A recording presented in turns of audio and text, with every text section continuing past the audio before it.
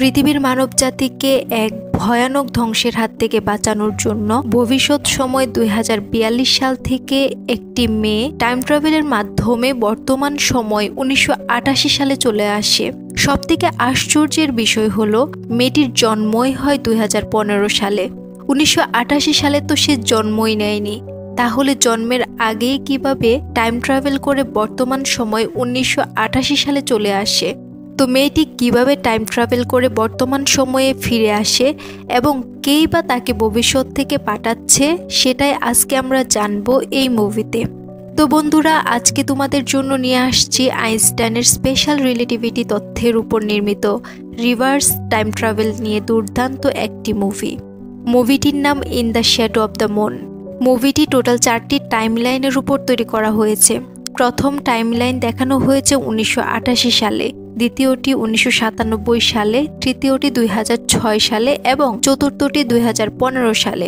যাই হোক, মুভিটি শুরু হয় ধ্বংসস্তূপ একটি পৃথিবীকে দেখিয়ে, যেখানে আমরা দেখছিলাম বিল্ডিংয়ের জানালার কাঁচগুলো ভেঙে ভেঙে নিচে পড়ছে এবং শহরের চারদিকে আগুন জ্বলছে।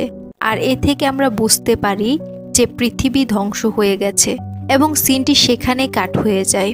অর্থাৎ এই দৃশ্যটি ছিল ভবিষ্যৎ সময় 2042 সালের একটি দৃশ্য, যেটা দেখে আমরা বুঝতে পারি ভবিষ্যতে পৃথিবী ধ্বংস হয়ে যাবে। পরের দৃশ্যে আমরা দেখতে পাই সালটা ছিল 1988 সাল, প্রথম টাইমলাইন অর্থাৎ বর্তমান সময়, এবং একটি লোক পিয়ানো বাজাচ্ছিল, আরেকজন লোক কিচেনে খাবার তৈরি করছিল এবং একজন মহিলা যে কিনা বাসের ড্রাইভার ছিল, সে গাড়ি চালিয়ে কোথাও যাচ্ছিল। আচমকা তাদের নাক, মুখ এবং কান দিয়ে রক্ত বের হতে দেখা যায়, আর কিছুক্ষণের মধ্যেই তারা মারা যায়। বাসের ড্রাইভার যেহেতু মারা যায়, তাই বাসটি নিয়ন্ত্রণ হারিয়ে ফেলে এবং সেখানে একটি দুর্ঘটনা ঘটে। তখন আমরা হুডি পরা একজন মেয়েকেও দেখতে পাই, যে কিনা সে স্থান থেকে দৌড়ে পালাচ্ছিল। পরের সিনে আমরা একজন লোককে দেখতে পাই যার নাম ছিল লকাট। লকাট পুলিশে চাকরি করে এবং তার স্ত্রী প্রেগনেন্ট ছিল। তাদের কথোপকথন শুনে বুঝতে পারি লকাট তার স্ত্রীকে খুবই ভালোবাসে। পাশে একটি টিভি স্ক্রিনে কিছুক্ষণ আগে ঘটে যাওয়া দুর্ঘটনাটি দেখাচ্ছিল। ঠিক ওই মুহূর্তে লকাটের কাছে একটি কল আসে এবং তাকে দুর্ঘটনার স্পটে যাওয়ার জন্য বলা হয়। লকাট ঘটনাস্থলে যায় এবং সেখানে সিনিয়র গোয়েন্দা অফিসার হোল্টের সাথে দেখা হয়। হোল্টের বোনকেই লকাট বিয়ে করেছে। হোল্ট জিজ্ঞেস করে, আমার বোন কেমন আছে? উত্তরে লকাট বলে যে কোনো দিন বাচ্চা হতে পারে। তারপর তারা দুজন বাস ড্রাইভারের লাশটি তদন্ত করতে গিয়ে দেখে মহিলাটির ঘাড়ে 3টি ক্ষত চিহ্ন। কিছুক্ষণ পর একজন কনস্টেবল এসে জানায় অপর দুটি লাশের একই রকম ঘাড়ে ক্ষত চিহ্ন রয়েছে। লকাট সবগুলো লাশ পর্যবেক্ষণ করে বুঝতে পারে খুনগুলো একজনই করেছে এবং সবাইকে একইভাবে হত্যা করেছে। কিছুক্ষণ পর লকাট তার বন্ধু ম্যাডক্সকে নিয়ে হসপিটালে যায় আর সেখানে ডাক্তারের সাথে হত্যাকাণ্ডের বিষয়ে কথা বলে। তখন লকাট ডাক্তারের কাছ থেকে জানতে পারে করোনাল আইসোটোপ নামে একটি মেডিসিন ওদের শরীরে পুশ করানো হয়েছে, আর এই কারণেই মস্তিষ্কে রক্তক্ষরণ হয়েছে এবং তাদের 3 জনের মৃত্যু হয়েছে। ডাক্তার আরও বলছিল, সবচেয়ে অবাক করার বিষয় হলো এই ধরনের আইসোটোপ এখনো অবধি পৃথিবীতে তৈরি হয়নি। এটা শুনে লকাটও অবাক হয়ে যায়। তাহলে মৃত ব্যক্তির শরীরে এই আইসোটোপ আসলো কিভাবে? সেখান থেকে বের হয়ে লকাট তার বউয়ের জন্য একটি ব্রেসলেট কিনে। তারপর গাড়িতে উঠলে তাদের কাছে একটি কল আসে এবং তারা জানতে পারে ডান্স বারে একটি মেয়ের ঘাড়ে একই রকম 3টি চিহ্ন পাওয়া গেছে। মেয়েটি তখনও জীবিত ছিল। তারপর লকাট তার বন্ধু ম্যাডক্সকে নিয়ে তাড়াতাড়ি সেই ডান্স বারে চলে আসে আর মেয়েটির ঘাড়ে চেক করে সেই চিহ্নটি দেখতে পাই। তখন লকাট মেয়েটিকে পুরো ঘটনাটা বলতে বলে। মেয়েটি বলে, আমি ডান্স করছিলাম, হঠাৎ নীল হুডি পরা একটি মেয়ে এসে আমার উপর আক্রমণ করে এবং আমাকে নিচে ফেলে দেয় আর আমার ঘাড়ে কিছু একটা দিয়ে আঘাত করে তারপর সে দৌড়ে পালিয়ে যায়। মেয়েটি দেখতে কালো এবং তাকে দেখে এখানকার মানুষ মনে হয় না, মনে হয় সে অন্য কোথাও থেকে এসেছে। সেই সাথে মেয়েটির বাম হাতে ব্যান্ডেজ করা ছিল। ম্যাডক্স মেয়েটির কথাগুলো নোট করে রাখছিল। হঠাৎ মেয়েটির নাক, চোখ এবং কান দিয়ে রক্ত বের হচ্ছিল, সেম আগের 3 জনের মতোই। এই মেয়েটিও মারা যায়। মেয়েটির বর্ণনা অনুযায়ী লকাট হুডি পরা মেয়েটির একটি স্ক্র্যাচ বা একটি ছবি তৈরি করে তারপর পুরো পুলিশ ডিপার্টমেন্ট সেই ছবিটি নিয়ে শহরের সমস্ত জায়গায় মেয়েটিকে খুঁজতে থাকে। লকাট এবং ম্যাডক্স নীল হুডি পরা যত মেয়ে আছে সবাইকে চেক করছিল, কিন্তু কারোর সাথেই ছবিটি মিলছিল না। তো হঠাৎ করে নীল হুডি পরা মেয়েটি লকাটের গাড়ির সামনে এসে পড়ে আর লকাটকে দেখে দৌড়াতে থাকে। আর তখন লকাট বুঝে যায় এটাই সেই মেয়ে। তখন লকাট আর ম্যাডক্স দুজনেই মেয়েটির পেছনে দৌড়াতে থাকে। দুজন দুদিক দিয়ে মেয়েটিকে ধাওয়া করতে থাকে। তখন মেয়েটি মেইন রাস্তা থেকে সরাসরি পাতাল রেল স্টেশনে চলে আসার একটি লোহার সিঁড়ি রয়েছে, সেটা দিয়ে মেয়েটি মাটির নিচে অর্থাৎ পাতাল রেল স্টেশনে চলে আসে। লকাটও মেয়েটিকে ফলো করে সেই সিঁড়ি দিয়ে নিচে নামে। তখন সিঁড়ির কাছে সে একটি উন্নত প্রযুক্তির যন্ত্র দেখতে পায়। লকাট বুঝে যায় এটি মেয়েটির কাছ থেকে পড়ে গেছে হয়তো। ম্যাডক্স সেই রেল স্টেশনে চলে আসে এবং সেই সাথে পুলিশের সব ইউনিটকে খবর পাঠিয়ে দেয় মেয়েটি এখানে আছে। তারপর সেখানে ম্যাডক্সের সাথে মেয়েটির একটি ফাইট হয় এবং মেয়েটি ম্যাডক্সকে সহজেই হারিয়ে ফেলে। মেয়েটি যখন চলেই যাবে তখন লকাট মেয়েটিকে গান পয়েন্টে নিয়ে আসে আর তখন মেয়েটি কিছু আশ্চর্যজনক কথা বলছিল। মেয়েটি বলে, হ্যালো থমাস, এটাই সেই জায়গা তাই না যেখানে এটা ঘটবে? তোমার তো মেয়ে হবে, তোমার মেয়েকে অভিনন্দন। লকাট তো অবাক হয়ে যায়, মেয়েটি তাকে কিভাবে চিনে আর তার মেয়ে হবে সেটা সে কিভাবে জানে? তার মানে মেয়েটি ইচ্ছে করেই তার গাড়ির সামনে এসেছিল। এসব চিন্তা করার সময় হঠাৎ মেয়েটি তার উপর আক্রমণ করে বসে এবং সে লকাটকে তার নিজের হ্যান্ডকাপ পরিয়ে একটি বেঞ্চের সাথে আটকিয়ে রাখে। মেয়েটি লকাটকে বলছিল খুব শীঘ্রই তারা আবার দেখা করবে। মেয়েটি যখন চলেই যাবে ঠিক তখন লকাট সিঁড়ির কাছে পাওয়া মেয়েটির সেই যন্ত্রটি দিয়ে মেয়েটির পায়ে আঘাত করলে সে ব্যালেন্স হারিয়ে সরাসরি রেল লাইনে একটি ট্রেনের সামনে পড়ে যায় আর সেখানেই মেয়েটি মারা যায়। তারপর পুলিশের বাকি ইউনিট চলে আসলে ম্যাডক্স এবং লকাটকে তারা উদ্ধার করে। তখন একজন পুলিশ কনস্টেবল লকাটকে বলে, তোমার স্ত্রী তো হাসপাতালে, তার বাচ্চা হওয়ার সময় হয়ে গেছে, তোমাকে কি কেউ বলেনি? তুমি এখনো এখানে আছো, তাড়াতাড়ি হসপিটালে যাও। স্ত্রী হসপিটালে শুনে লকাট দ্রুত সেখানে চলে আসে। একজন পুলিশ কনস্টেবল লকাটকে কিছু চাবি দেখিয়ে বলে, এটা রেল লাইনে পাওয়া গেছে যেখানে মেয়েটা মারা গিয়েছিল, কিন্তু মেয়েটার লাশের কোনো অস্তিত্ব খুঁজে পাওয়া যায়নি। লকাট তখন কনস্টেবলের কথা গুরুত্ব না দিয়ে দ্রুত তার স্ত্রীর কাছে চলে আসে। লকাট তার স্ত্রীকে জড়িয়ে ধরে আর বলতে থাকে, তুমি চিন্তা করো না জিনি, আমি চলে এসেছি, তোমার কিছু হবে না, আমি তোমাকে অনেক ভালোবাসি, আমি সব সময় তোমার পাশে আছি। আর এই দেখো, তোমার জন্য ব্রেসলেট নিয়ে এসেছি।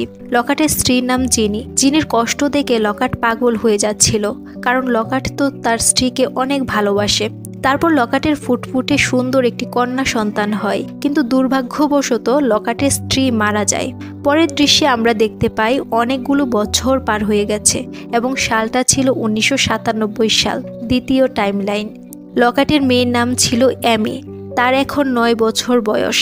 যেহেতু লকাটের স্ত্রী মারা গেছে তাই লকাট তার মেয়েকে সব সময় তার নিজের কাছে রাখে। শহর জুড়ে আমরা একটি আন্দোলন দেখতে পাই। 1988 সালে সেই ভয়ানক হত্যাকাণ্ডটি আজকে 9 বছর পূর্ণ হয়েছে।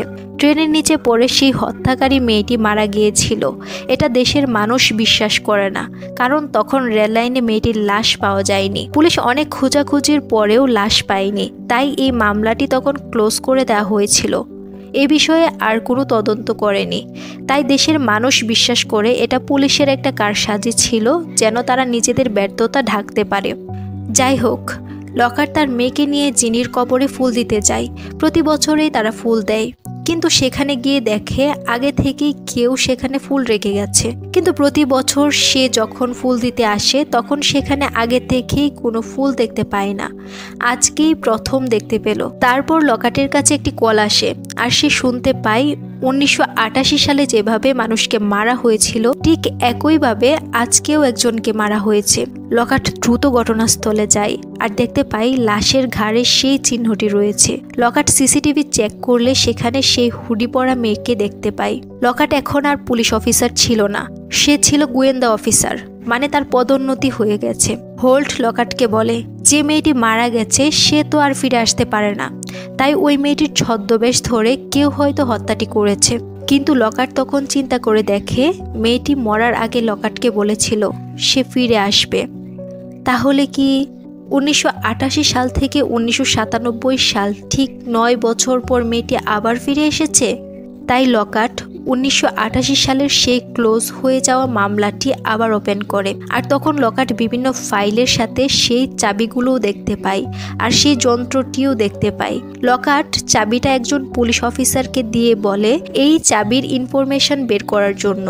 তখন পুলিশ অফিসার ইন্টারনেটে চাবিগুলোর মডেল এবং নাম চেক করে দেখে এগুলো ফ্যালকন 160 নামের একটি বিমানের চাবি। লকাট তখন সেই অফিসারকে জিজ্ঞেস করে এই বিমানটি তো গত বছর মানে 1996 সালে তৈরি করা হয়েছিল, তাহলে 1988 সালে ওই মেয়েটির কাছে এই চাবি কিভাবে আসলো? কারণ 1988 সালে তো এই বিমানটি তৈরি হয়নি, তাহলে চাবি কিভাবে আসবে? লকাট পুলিশ অফিসারকে জিজ্ঞেস করে এই বিমানটি এখন কোথায় পাওয়া যাবে? তখন পুলিশ অফিসার বলে কাছেই এই বিমানটির একটি এয়ারফিল্ড রয়েছে যেখানে বিমানটি পাওয়া যাবে।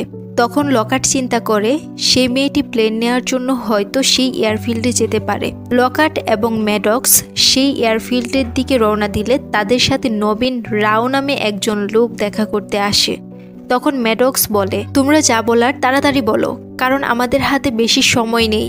তখন রবিন রাও বলতে থাকে আমি একজন পদার্থবিদ, তো আপনারা যেই হত্যাকাণ্ডটি নিয়ে তদন্ত করছেন আমি সেই সম্পর্কে কিছু ইনফরমেশন দিতে পারি। বৈজ্ঞানিক তথ্য অনুযায়ী 1988 সালে তখন হত্যাকাণ্ডটি হয়েছিল। তখন ছিল পূর্ণ চন্দ্রগ্রহণ, যেটাকে সুপার মুন বা ব্লাড মুন বলা হয়। আবার ঠিক 9 বছর পর 1997 সালে মানে বর্তমান সময়ে সেম একইভাবে পূর্ণ চন্দ্রগ্রহণের সময় হত্যাকাণ্ডটি হয়েছে। বৈজ্ঞানিক মতবাদ অনুসারে চন্দ্রচক্র যখন ঠিক মাঝ বরাবর চলে আসে তখন চাঁদের মধ্যাকর্ষণ শক্তি বিক্রিয়া করে একটি ইলেকট্রোম্যাগনেটিক পকেট তৈরি করে।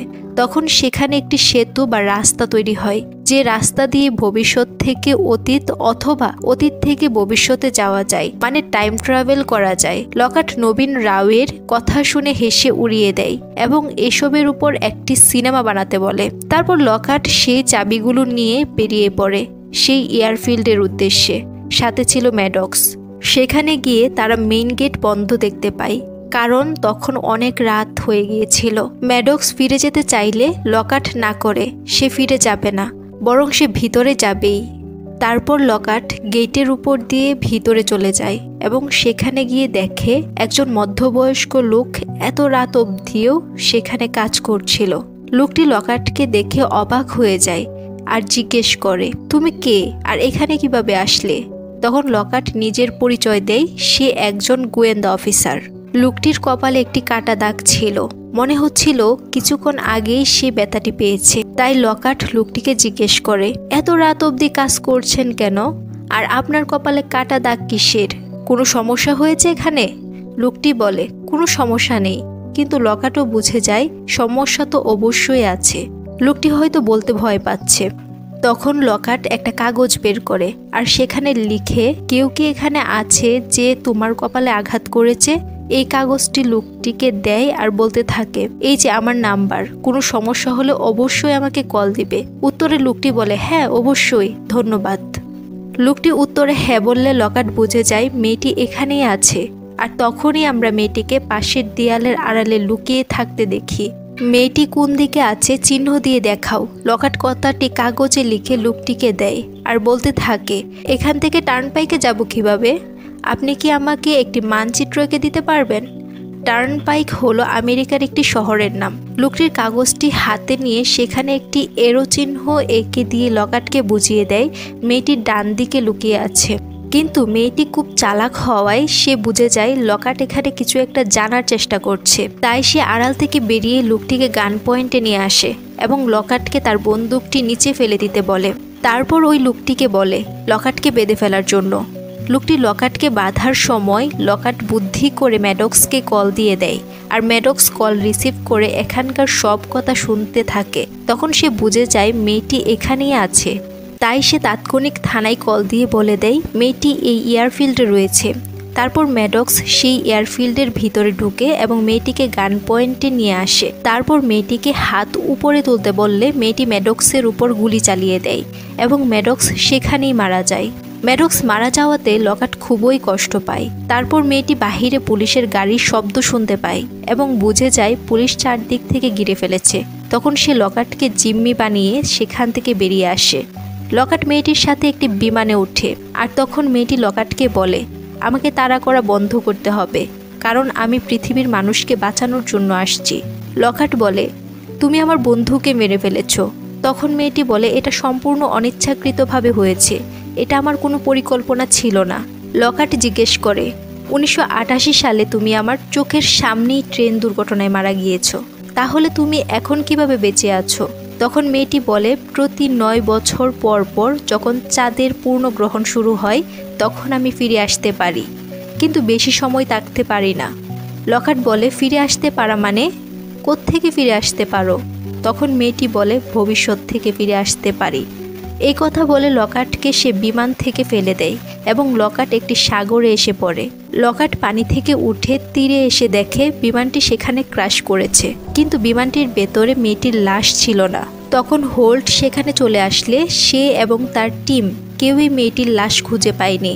তারপর লকাট বলে, মেয়েটিকে খুঁজে পাবে না, কারণ মেয়েটি এখানকার না, মেয়েটি ভবিষ্যৎ থেকে আসে, এবং সিনটি সেখানেই কাট হয়ে যায়। এরপর আমরা দেখতে পাই অনেক দিন পার হয়ে গেছে এবং সালটা ছিল 2006 সাল, তৃতীয় টাইমলাইন। তারপর আমরা লকাটকে দেখতে পাই যার অবস্থা পাগলের মতো দেখাচ্ছিল এবং সে একটি কবর করছিল, যেখানে সে একটি লাশ দেখতে পায় এবং সেই লাশের ঘাড়েও 3টি চিহ্ন দেখতে পাই। 1988 সালে আরেকটি হত্যাকাণ্ড হয়েছিল যেটা সম্পর্কে কেউ কিছু জানেনি, এবং সেই ব্যক্তিটি ছিল হ্যারল্ড নোয়াক। তারপর লকাট হ্যারল্ডের বাসায় যায় এবং তার স্ত্রীর সাথে কথা বলে। সে হ্যারল্ডের ব্যক্তিগত ডায়েরি অথবা তার কোনো কাগজপত্র যদি থাকে সেগুলো সে দেখতে চায়। তারপর হ্যারল্ডের স্ত্রী একটি ডায়েরি নিয়ে আসে। লকাট ডায়েরিটি চেক করে দেখতে পায় হ্যারল্ড রিয়েল আমেরিকা মুভমেন্ট নামে সন্ত্রাসী সংগঠনের সাথে যুক্ত ছিল, যে সংগঠনের মূল উদ্দেশ্য ছিল আমেরিকায় একটি গৃহযুদ্ধ বাঁধানো, যেটা তাদের একটি রাজনৈতিক পরিকল্পনা ছিল। এখন পর্যন্ত যতগুলো লোককে হত্যা করা হয়েছে তারা সবাই ছিল সেই সংগঠনের লোক। তারপর লকাট হ্যারল্ডের সাথে একটি মহিলার ছবি দেখে আর হ্যারল্ডের স্ত্রীকে জিজ্ঞেস করলে সে বলে মহিলাটি হ্যারল্ডের প্রাক্তন। হ্যারল্ডের স্ত্রীর কাছে মহিলাটির ঠিকানা ছিল না, তাই সে মহিলাটির কিছু ইনফরমেশন নিয়ে বেরিয়ে পড়ে সেই মহিলাটির খোঁজে। লকাট একটি পেপারে দেখেছিল নবীন রাও অনেক বছর ধরে নিখোঁজ হয়ে আছে। তারপর আমরা লকাটের মেয়ে এমিকে দেখতে পাই, যে কিনা এখন বড় হয়ে গেছে আর সে তার মামার কাছেই থাকে, কারণ লকাট তাকে সময় দিতে পারে না। লকাট এখন পাগলের মতো সেই মামলাটির তদন্ত করছে। তার কাছে নিজের কেরিয়ার, নিজের পরিবারের মূল্য নেই। এমির একটি বয়ফ্রেন্ড ছিল যার নাম ছিল জর্জ। তারপর লকাট হোল্টের সাথে দেখা করে আর তখন সে হোল্টকে পুরো বিষয়টা বুঝিয়ে বললেও সে লকাটকে বিশ্বাস করে না। আর তখন তাদের কথোপকথন শুনে বুঝতে পারি লকাট আর পুলিশের চাকরি করছে না, অর্থাৎ সে আনঅফিসিয়ালি এই মামলাটি তদন্ত করছিল। তখন লকাট হোল্টের সাহায্য নিয়ে হ্যারল্ডের প্রাক্তনের ঠিকানা নিয়ে সেই বাড়িতে যায় আর গিয়ে দেখে মহিলাটি অলরেডি মারা গেছে। মহিলাটির লাশ চেক করতে গেলে লকাট ঘাড়ে সেই 3টি দাগ দেখতে পায়। তাই লকাট বুঝে যায় ভবিষ্যৎ থেকে আসা মেয়েটি এই মহিলাকে মেরেছে, আর মেয়েটি হয়তো আশেপাশেই আছে। আর ঠিক তখনই মেয়েটিকে দেখতে পায় বাইকে করে পালিয়ে যাচ্ছে। তখন লকাটও গাড়ি নিয়ে মেয়েটির পিছু ছুটতে থাকে, আর তখন আমরা তাদের দুজনের মধ্যে দুর্দান্ত একটি কার রেসিং দেখতে পাই। অবশেষে মেয়েটি বাইক নিয়ে একটি সরু রাস্তা দিয়ে চলে গেলেও লকাট তার গাড়ি নিয়ে আটকে যায়। তারপর লকাট গাড়ি থেকে নেমে মেয়েটির পিছু দৌড়াতে থাকে আর গুলি করতে থাকে। তখন একটি গুলি মেয়েটির বাম হাতে লাগে। লকাট দূর থেকে দেখতে পায় মেয়েটি একটি নদীর ধারে এসে বাইকটি রেখে বড় একটি পাইপের ভেতরে ঢুকে যায়। লকাটও দৌড়ে এসে সেই পাইপের ভিতর ঢুকে যায় আর পাইপের শেষ প্রান্তে এসে মেয়েটিকে একটি মেশিনের ভেতর দেখতে পায়। মেশিনটি আস্তে আস্তে পানিতে ভরে যাচ্ছিল। তখন লকাট পুরো অবাক হয়ে যায় আর সে বুঝতে পারে এই মেশিনটি হলো টাইম মেশিন, যেটার মাধ্যমে মেয়েটি ভবিষ্যৎ থেকে আসে, অর্থাৎ মেয়েটি এখনই চলে যাবে। তখন সে মেয়েটিকে বের করার জন্য টাইম মেশিনের গ্লাস ভাঙার চেষ্টা করে, কিন্তু তার চেষ্টা ব্যর্থ হয়, কারণ হঠাৎ মেয়েটি টাইম মেশিন করে সেখান থেকে মিলিয়ে যায়। এইসব ঘটনা পাহাড়ের উপর থেকে লুকিয়ে লুকিয়ে নবীন রাও দেখছিল। সিনটি সেখানে কাট হয়ে যায়। পরের সিনে আমরা সময়টা দেখতে পাই 2015 সাল, চতুর্থ টাইমলাইন। এবং নবীন রাওকে দেখতে পাই, যে কিনা 3টি শুকুরের উপর এক্সপেরিমেন্ট করছিল। এ থেকে বুঝতে পারি নবীন রাও কিছুদিন আত্মগোপনে ছিল এবং সে লুকিয়ে তার পরীক্ষাগুলো চালিয়ে যাচ্ছিল। নবীন রাও শুকুরগুলোর দেহে ইনজেকশন দিয়ে একটি মেডিসিন প্রবেশ করায়। তারপর কম্পিউটার থেকে একটি প্রোগ্রাম অ্যাক্টিভ করে দেওয়ার সাথে সাথে শুকুর 3টি নাক, কান, চোখ দিয়ে রক্তকরণ হয়ে মারা যায়। নবীন রাও এই উন্নত প্রযুক্তির আইসোটোপ তৈরি করেছিল। কারো দেহে এই আইসোটোপ একবার পুশ করতে পারলেই তাকে দূর থেকে মারা যাবে, কারণ এই মেডিসিনটি একটি প্রোগ্রামের সাথে কানেক্ট করা ছিল।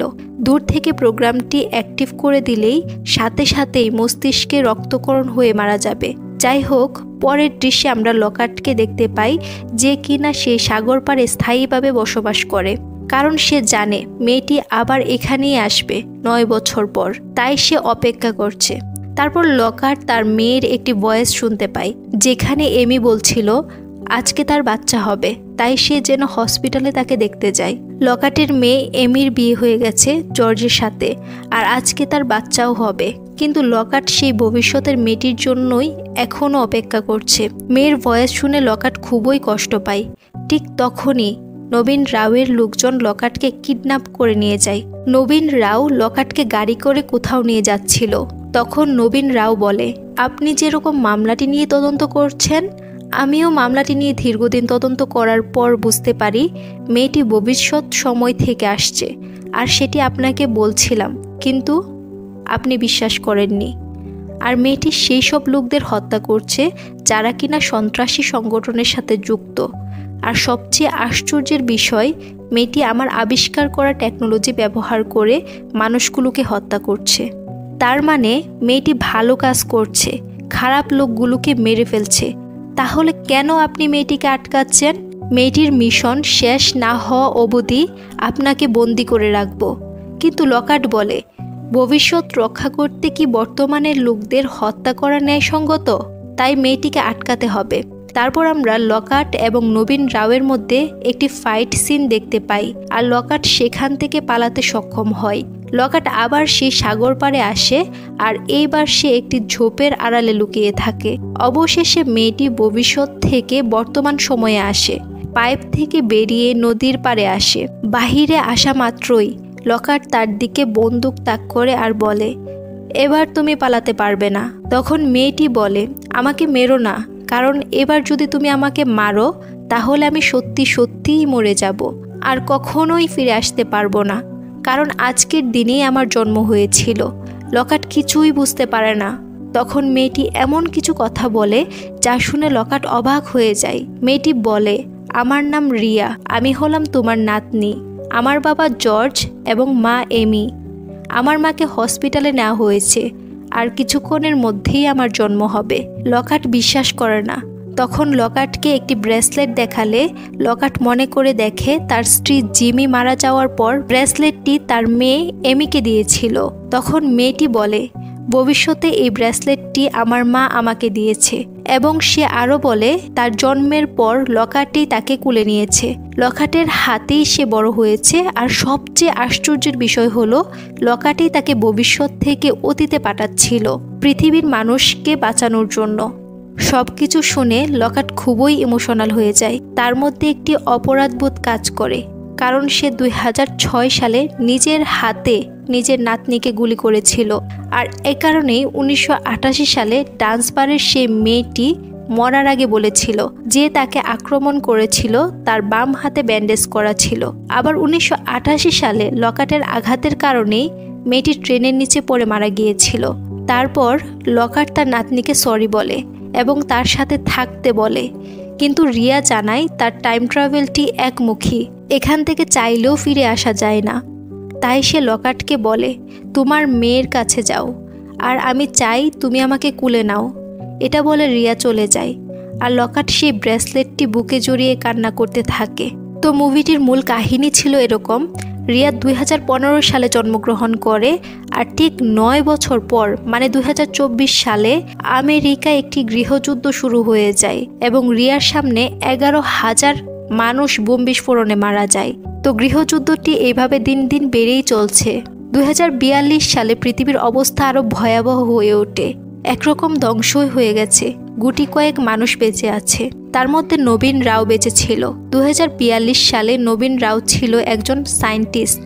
সে টাইম স্টিম নামে একটি টাইম মেশিন তৈরি করে, যেটার মাধ্যমে অতীতে ফিরে গিয়ে ভবিষ্যৎ পরিবর্তন করা যাবে।